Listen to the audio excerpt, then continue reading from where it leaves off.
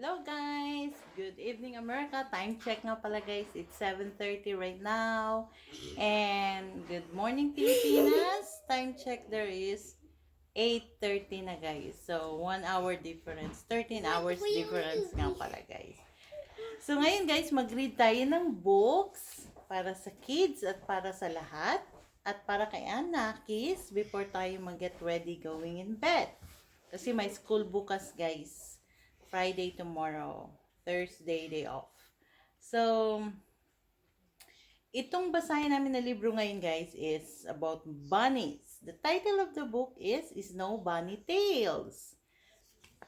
And you can watch the Max and Ruby show in Nick Jr. So, we're gonna start now guys. Snow Bunny Tales. Snow Bunny Tales. Okay. Snow plow. A car? Okay. Max and Ruby went outside one morning.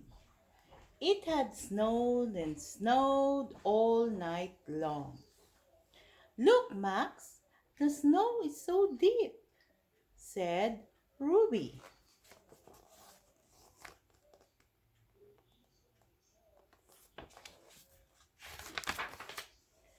Ruby jumped into the snow.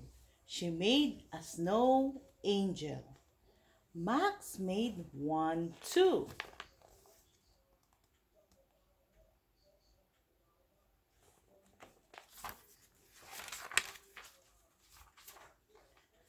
Let's shovel a path so Grandma can visit, said Ruby. Snowplow, said Max.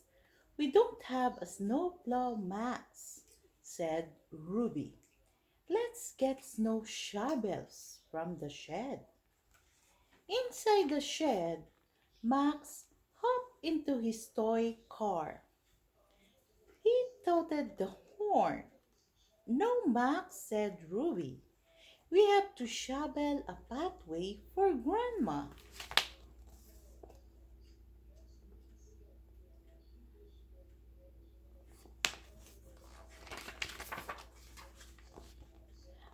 But Max did not want to shovel a path. He threw snow in the air with his shovel. It landed on Ruby. That's not the way to shovel snow, said Ruby. She showed Max how to shovel.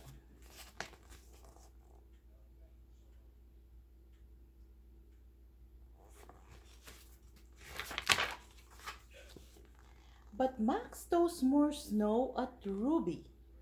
Max, said Ruby. Car, said Max. No, Max, said Ruby.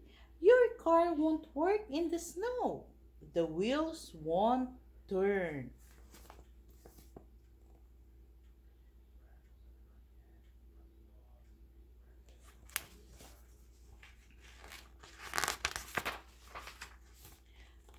Ruby kept shoveling, but Max disappeared. Where's Max? Asked Ruby. Max was driving his toy car. Toot toot went the horn. Broom broom, said Max. I know, Max, said Ruby. We can make a snow plow.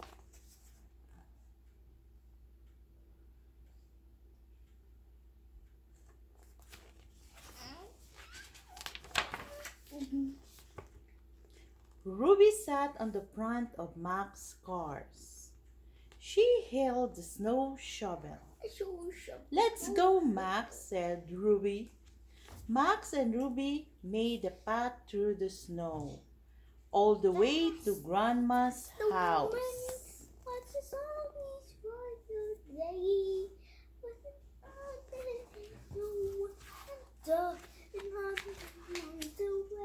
Look, it's a snow plow, said Grandma. Snow day.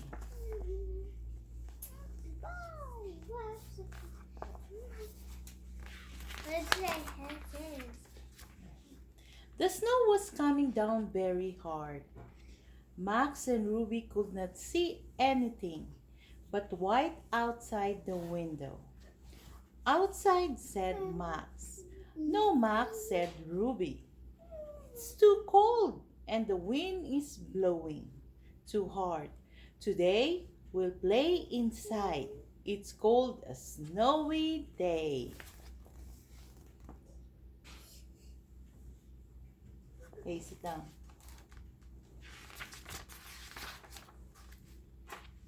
Let's do finger painting, Max, said Ruby. We can make pretty pictures. Ruby went to find some paper, but Max had an idea. Max did not want to make pretty pictures. Instead, Max put paw prints all over the cupboard and the wall.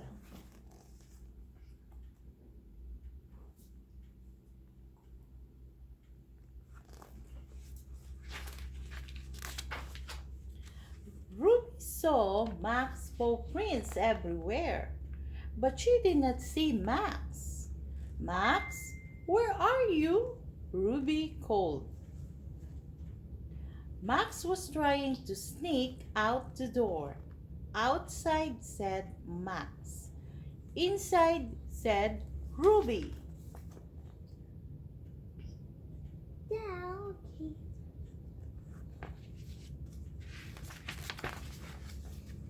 Ruby helped Max clean up. Now let's make some beautiful jewelry, Max said Ruby. Ruby showed Max how to make a necklace. Then she went to find her special sparkly beads. But Max did not want to make jewelry.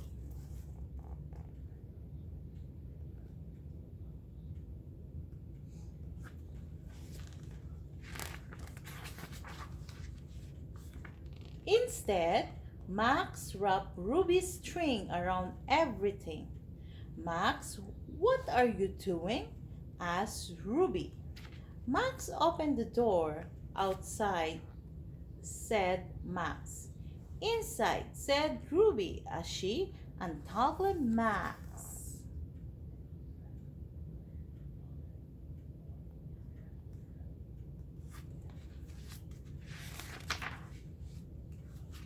Next, Max and Ruby went upstairs to play. Ruby brought out all her dollies, but Max did not want to play with them. Suddenly, the telephone rang. It was Louise. It stopped snowing, said Louise. Come over and play.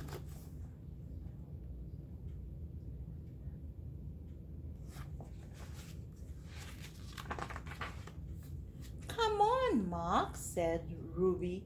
Let's go outside. Meanwhile, Max had hung all of Ruby's dollies over the string. He pulled down on the string.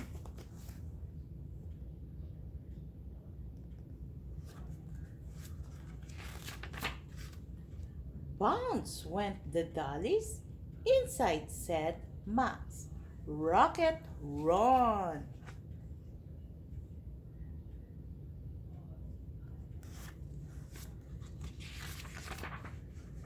Max, Ruby, and Louise were going sledding. The snow was deep and the air was crisp. They were all very excited. Are you ready to sled down Rocket Run? Ruby asked Louise. You bet, said Louise.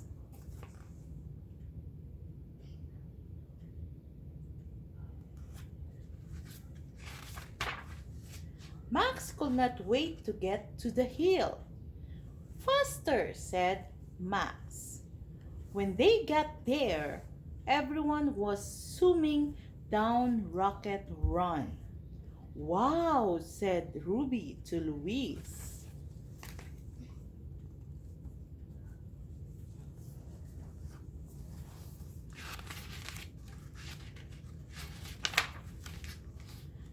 Faster, said Max. No, Max, said Ruby. Only big bunnies go down Rocket Run. You can go down Bunny Hill? It's for little bunnies like you, Max, said Ruby.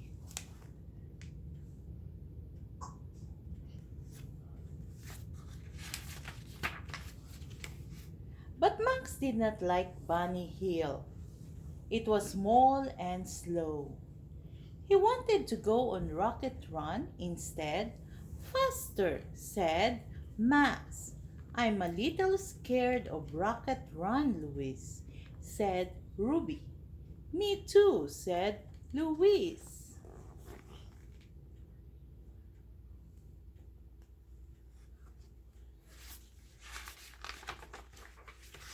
Meanwhile, Max saw Ruby and Louise sled.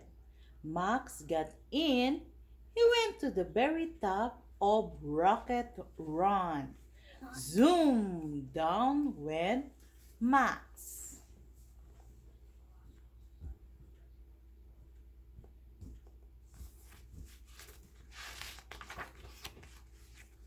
Ruby and Louise saw Max speed by. We better save Max before he gets hurt, said Ruby. Let's go, said Louise. Zoom! Went the girls down the hill. This is fun, said Ruby. I'm not scared anymore. Me neither, said Louise.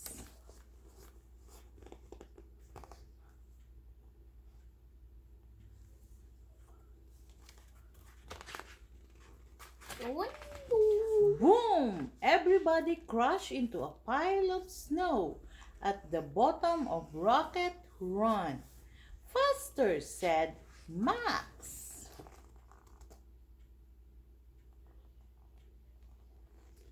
So that's the end of the story, guys. So good night, everybody. Good night, America. And good morning, Philippines. And thank you for watching our videos, guys. Isa na namang kwento, story for your kids. And sana na-enjoy nyo, guys, yung story for tonight. And see you in our next vlogs. More stories na i-read ko para kay Anakis and para sa inyo. So, ingat po tayo lagi, guys, lalo na sa sitwasyon ngayon, guys. Thank you in advance sa mga guys, sa mga nag-watch ng aming mga videos, at thank you rin sa mga nag-subscribe ng aming channel. Sa mga hindi pa nag-subscribe, guys, subscribe na kayo, guys. Thank you in advance, and keep on watching our videos, guys. Marami pa kaming ipapakita sa inyo, guys. Bye-bye! Say bye-bye, guys! Bye, guys.